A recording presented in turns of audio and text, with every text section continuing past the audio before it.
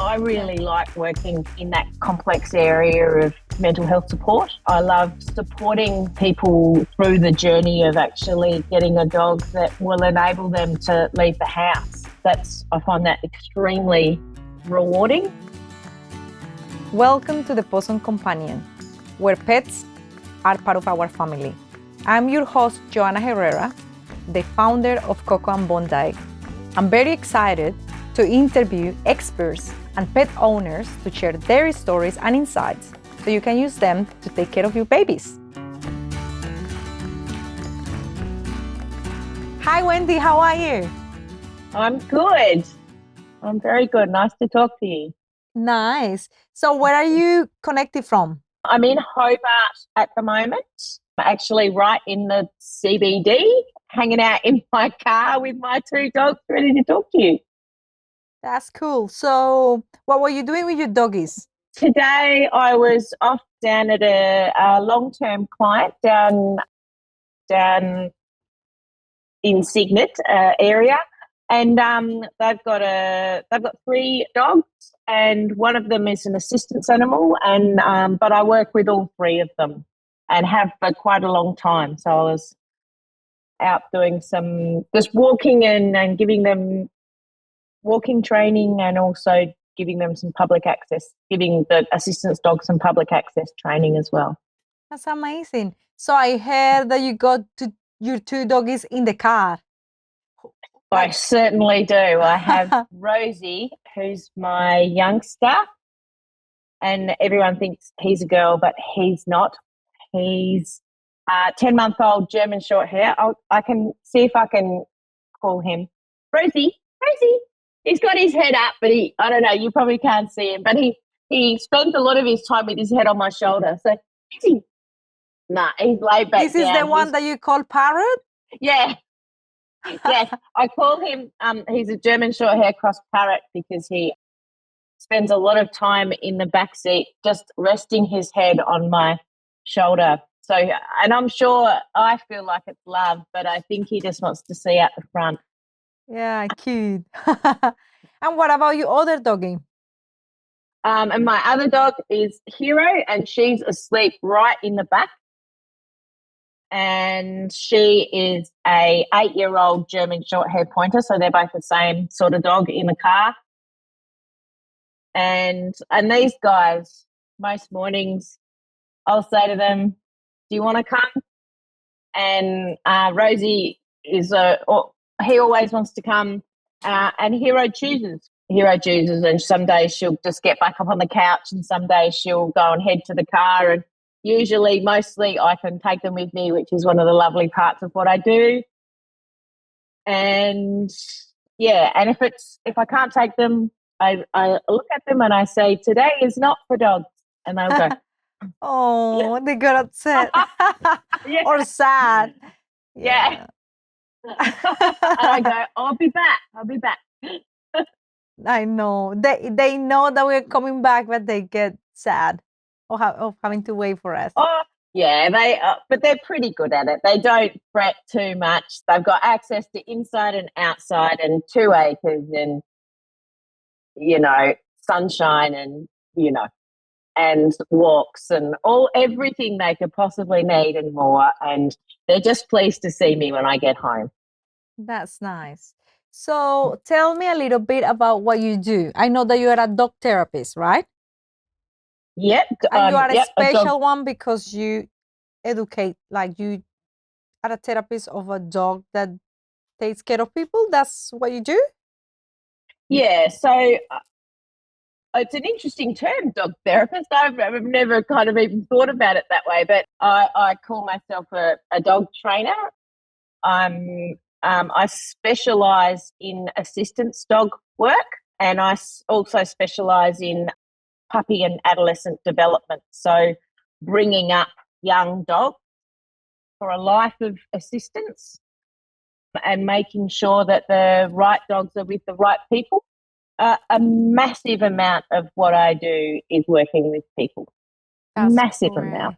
Yeah, because I think you have to understand people to be able to allocate them with their dogs, right? Yes, and at the end of the day, I could make everyone's perfect assistance dog to work with me, but my job is to get someone who wants an assistance dog and a dog, and support them to have the relationship that they need to be able to work together out in the real world, out in public. And it's not as easy as it sounds. So how do you match the dogs and the people? Like, what are the characteristics or things that you need to keep an eye on to be able to match them? Lots of the time, the people will already have a dog when they come to me. But sometimes I've been lucky enough where people have come to me before they've even got a dog, and they've said, you know, we want this dog or we want this dog, and I'll talk to them about what their lifestyle's like, how busy they are, how active they are, you know, what they want the dog to do, what assistance role the dog's going to take in their lives, and then really kind of try and get to know them as people as much as I can. And I've said this over and over, because as a dog trainer, people ask me, what dog should I get, all the time, you know, and I've got a couple of dumb answers for that question, but mostly I say, get the dog you want. Get the dog that really lights you up, because they're really hard work.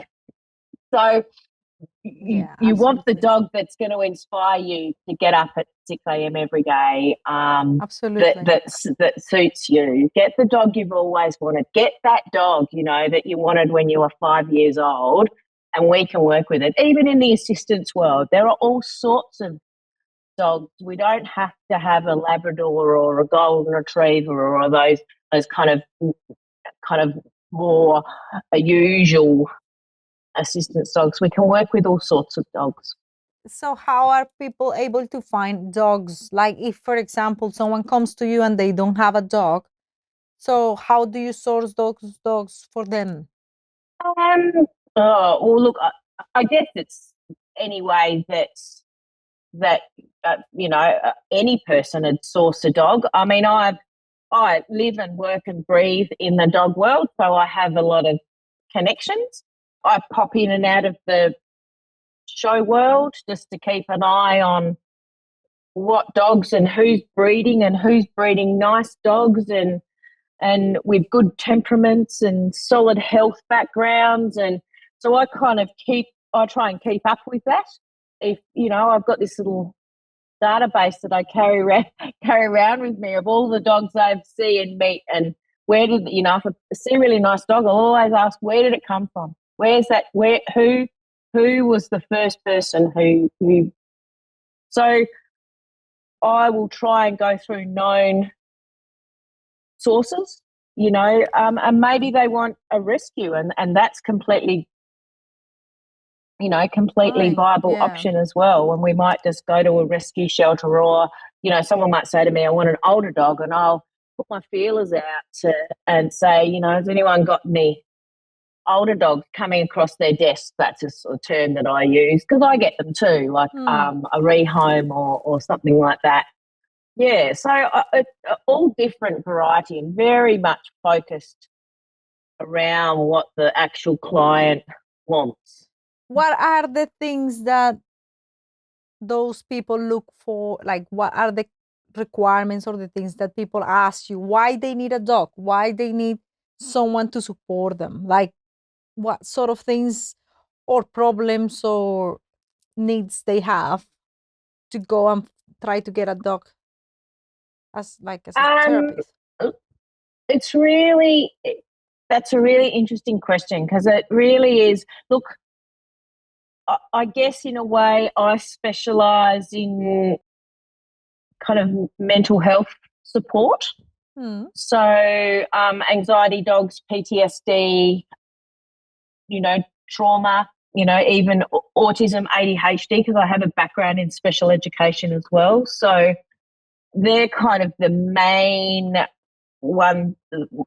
clients that I work with. I really like working in that complex area of mental health support. You know, I love supporting people through the journey of actually getting a dog that will enable them to leave the house. I find that extremely rewarding. You know, I've got a good way with people that struggle a bit in public, so I do well in that area with dogs that support people to be able to access public areas and stuff. Does that answer your question? Yes, absolutely. Yeah. Another thing is like when those people got those dogs that are trained by you and everything, what are the Yep. recommendations for those people to obviously maintain a relationship with the dog, to get support from the dog? Is anything specific that you tell them to do in order to for them to, have a normal life with those animals? Dogs, mostly the dogs that I work with already live with their human. Okay. So I will come in and out. And so I will teach them to train the dog. Okay.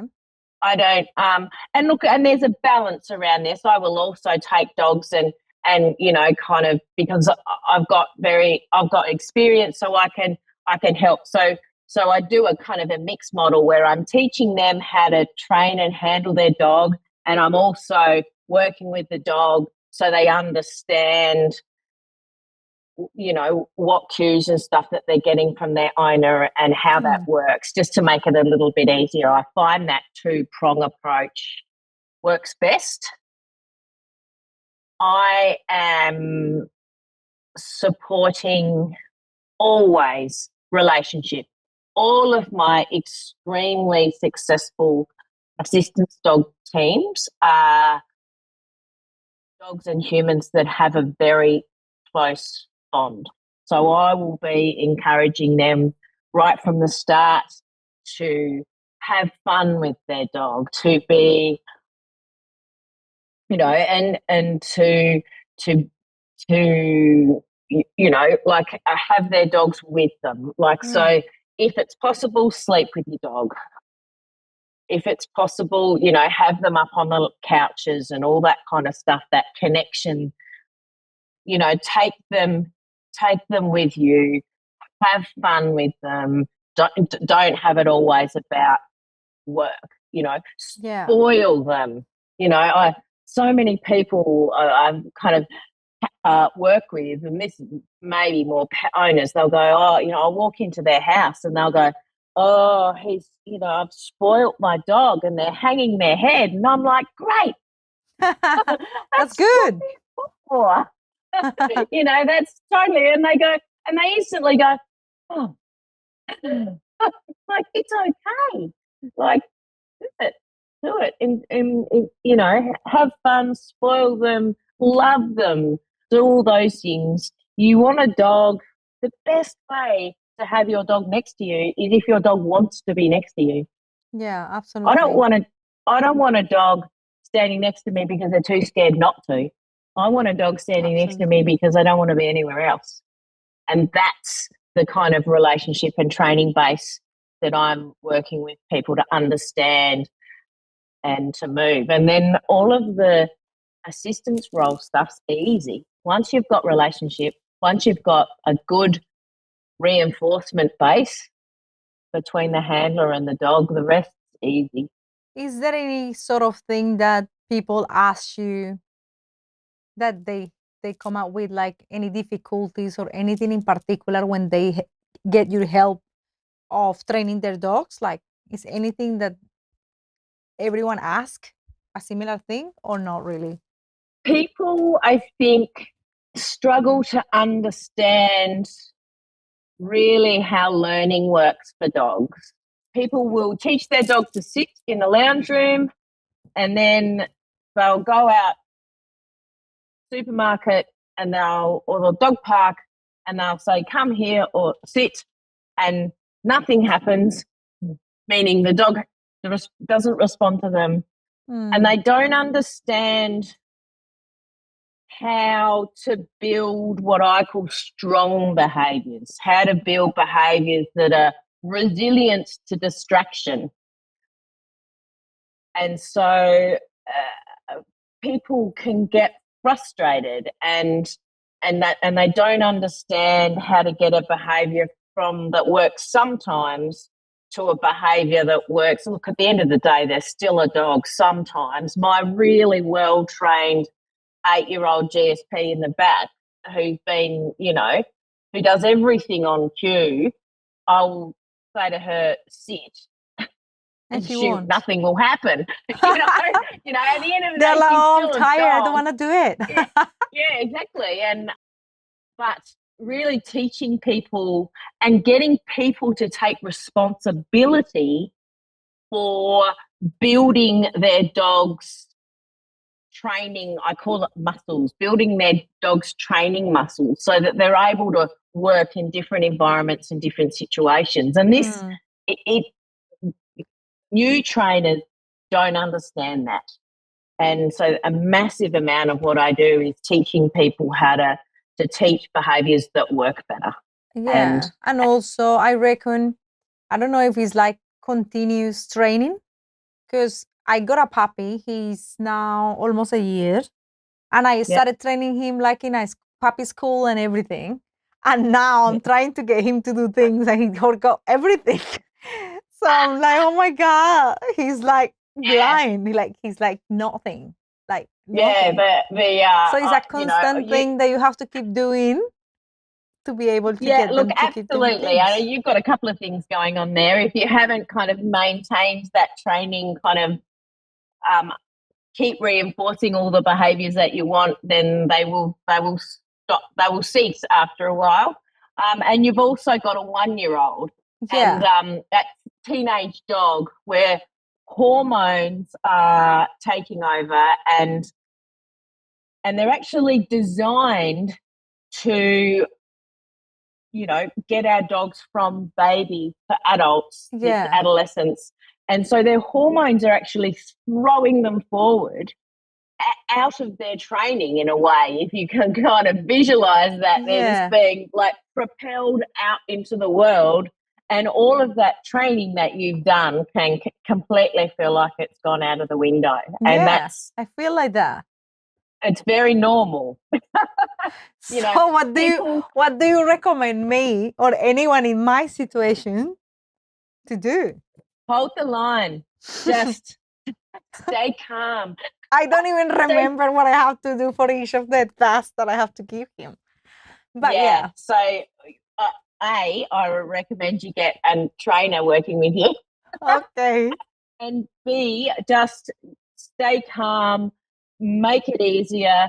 Really think about what you want. What are the things that are important to you, the behaviours that are important to you in your dog, and get some help and guidance of how to get from where you are to where you want to be.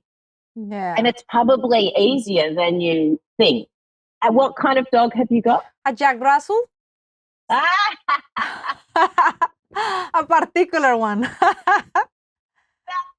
Jack Russells, but oh my goodness, they are full of life. Is it a smooth coat or a rough coat? Both. So his dad used to be short hair, his mom long hair. So his head is short hair and his body is long hair. Nice. He's cute, yeah. Yeah. So but he is full of attitude, and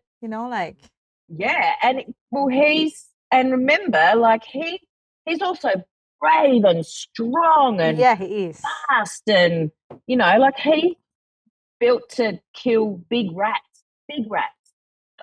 I haven't got a rat at home or anything, but good. I have to keep an eye on the birds when they get in the house, because when he sees them, oh my God, he gets crazy. So I have to. He's an absolute hunter. They're also extremely clever dogs. So if you get a trainer in to help you, that trainer will be giving you things to do with that dog's brain, because they're very intelligent. And my gorgeous little sleeping GSP, and he's not so little, he's 30 odd kilos, but in the bag, sorry, Rosie, but he's not very clever. Okay. So it's kind of, in a way, that makes him easier. So he's kind of instinct driven, and but he's not he's not thinking in quickly like your little guy or girl Yeah, he's is. very smart. Like actually, I feel that he Yeah, understands everything I say all the yeah, time. they extremely smart. And dogs, we underestimate dogs' ability to read us Mm-hmm. and if we think about it, the history of the connection between humans and dogs is that they just kept studying us and getting closer and closer and closer and closer and manipulating us until we fed them and bought them beds and like they're very good at getting us to do what we want them to do. And I Yeah, love that. And, yeah. my older girl, who the one right in the back, she is the best communicator. It's just wonderful. And I guess that's another thing. I love teaching people to listen to their dogs because they're just so good at telling you what's going on for them. So now My, that you are mentioning that, do you recommend anything about body signs? Like for example, if you see a dog doing something in a specific, it means something like uh, unverbal abs- communication. Yeah.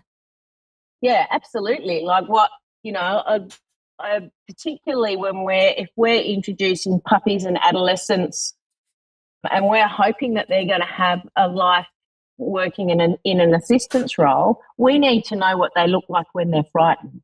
And people miss it so much. And so a massive amount, I used to teach puppy school, I'm not doing it at the moment, but a massive amount is just getting people to study their dogs. What does, there's all these kind of big picture things about what a dog looks like when they're frightened, hackles or wide eyes or licking their lips or panting when it's not hot or shivering when it's not cold or just freezing, slightly. We kind of know avoidance because we've all seen a dog run away from something that they're frightened, but avoidance can first look like this, just a dog just looking away. Hmm. And so teaching people about, what kind of signs to look for, and then watch their dogs and work out what your dog looks like when it's frightened or is really important because it's your job to help them. It's your job to get them out of there if that's what they need. So, you know, so Yeah. teaching people about the way dogs communicate with us is really important, you And I know. believe all of them does it in different ways. Like all the dogs behave Oh, differently. totally. Yeah, absolutely. So it's the matter of Absolutely. And that's paying why I'm saying attention. go, like when I used to teach puppy school, I'm like, okay, your homework is to go and study your dog for a week and come back and tell me one thing that, she or he does if she's a bit nervous about something, Hmm. and people do if you prompt them to do that. Like people are inherently good and people want to be nice to their dogs and people want to have positive relationship with their dogs and it's just the other stuff that comes on top sometimes. So I only work ethically, I only work positive. It's really easy to bring people on board because Yeah. it's a no-brainer, really. It's a no-brainer. So And is I've the got tricks. I've got tricks. If I need to bring someone on board, I'll make their dog do something without it me looking like I'm doing anything, and then they go, "Oh wow, so okay, I'll so listen to tell me her." one Oh, tell me one trick. I would love to hear that. look, I can make dogs do kind of lots of things really quickly just by like picking the moment and picking the timing. I can often, I'll often if it's a new client and they're just starting, always it's like my dog drags me down the street and it's really easy for me to change that in 99.9% of dogs very, very quickly. And they Okay. go, I'll go, when I teach classes, I'll go, whose dog pulls them the absolute most, and everyone puts up their hand trying to get me to take their I will put my staffy hand or- up as well. Yeah. Mine does it. Yeah, take mine. You know, and it's funny because often they'll sit back thinking, ha, I've got her this time. She won't be able to do it because that dog's impossible to walk. And, you know, within a few seconds, you know, with the right reinforcement in the right environment and the right timing, a dog will do what we want them to do. And so it's just little tricks like that, and just to get buy-in from people. And then once you've got buy-in, you're off. Yeah, I feel that there is a lot of patience as well. If you have a dog, you need to be patient and trying to understand them a little bit. You sure do. I literally, my Rosie, my 10-month-old, I have had him for a month. So he was a show dog. He's pretty under-socialised, and he hasn't had much training at all. So I've got the teenage years with no basis of training. And I do walk around my house going, hey, quite a lot, because he's running around with detergent in his mouth, or he's, he's jumping up and down on my bed, or and he's just being, he's just doing. He's just, I don't particularly want him bouncing around on my bed and kicking the pillows and grabbing a pillow and running outside, but I'm not going to tell him off for it because he's just being a dog. Excited to see you as well. And to so be if he picks up, and this is like my tip, all puppy owners in the world, when your puppies pick up something that you don't want them to have, I want you to change your brain and think they found something that you've been looking for 3 years for you and call them to you like they're your favourite being in the whole world. Get them to give it back and give them thousands of treats for it. And people go, oh, but aren't you rewarding them for picking up stuff you don't want? No, you're rewarding them for giving it back. Yeah. So he picks up all sorts of things, but now he just comes to me because he knows that the most reinforcing thing to do now is not to run the other direction, is to come to me. And now with my older dog, I can just point to things on the ground. I get it, and she picks it up and gives it to me. That's good. So in this case, if I will ask you a last question, what would be the recommendation that you want to give to those pet owners, like a quick recommendation that you want to give to them, or something that you want to tell everyone to keep an eye on, something specific? Well, a recommendation about training. Yes. Always look for a positive reinforcement trainer. Relationship is everything. And if you use punishment, you are going to mess with your relationship with the animal. Positive is the only way to go. Thank you so much, Wendy, for being at the Possum Companion and sharing all this amazing insight. Okay, bye. Thank you. Thank you so much for tuning into this episode of the Possum Companion. If you have any further questions for our experts, feel free to leave them in the show notes or reach out to me directly. And if you are a pet expert who would love to contribute to this podcast, we will be thrilled to hear from you. Don't forget to follow us, and if you enjoyed today's episode, we will really appreciate a 5-star review. Thanks again, and we will see you at the next episode.